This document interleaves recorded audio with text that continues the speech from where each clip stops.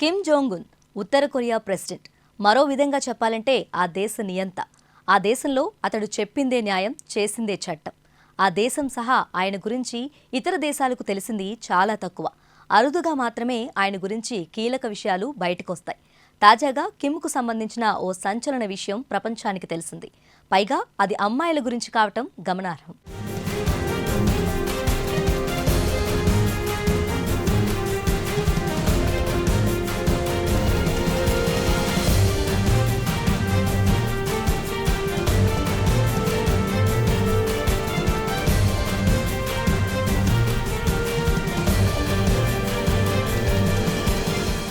Kim వ్యక్తిగత జీవితానికి సంబంధించి ఊహించని విషయం వెలుగులోకి వచ్చింది.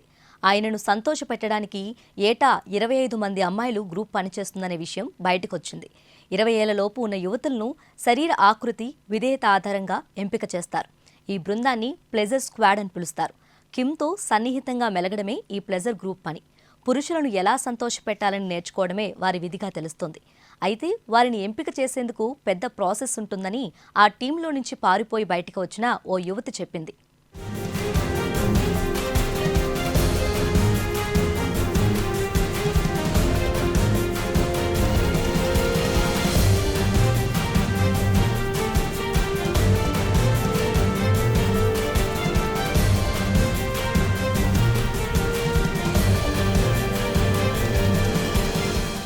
ఇక యువతులను సెలెక్ట్ చేయడానికి కిమ్ సన్నిహితులు దేశం మొత్తం తిరుగుతారు.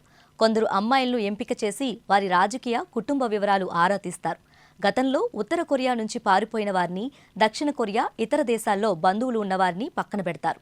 కొందరు యువతులను తీసుకువచ్చిన తర్వాత వారికి కన్యత్వ పరీక్షలు నిర్వహించి అందులో పాస్ అయిన వారిని సెలెక్ట్ చేస్తారు. ఏ చిన్న సమస్య ఉన్నా వారిని వెనక్కి పంపించేస్తారు.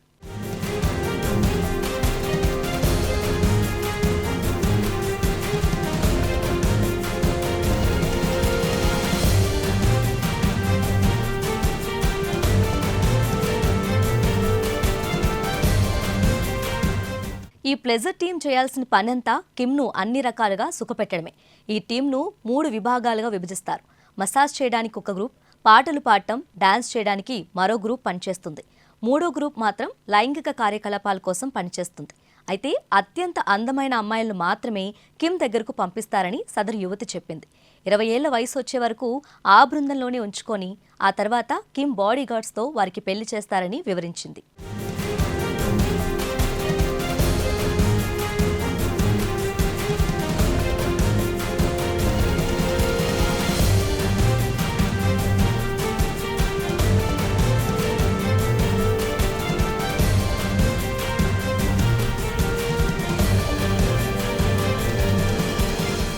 మరో ఆసక్తికర విషయం ఏంటంటే ఈ ప్లెజర్ గ్రూప్లోకి పంపించేందుకు యువతుల కుటుంబ సభ్యులు కూడా అంగీకరిస్తారు. తమ పిల్లలు ఆకలితో అలమటించకుండా ఉంటారనే కారణంతో వారు కిమ్ వద్దకు పంపిస్తారని తెలుస్తుంది.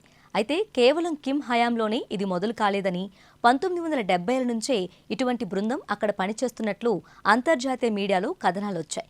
లైంగిక సాన్నిహిత్యంతో మరణం ఉండదని కిమ్ జోంగ్ 2 విశ్వసించేవారని సమాచారం. ఆయన 2011లో గుండెపోటుతో మరణించారు.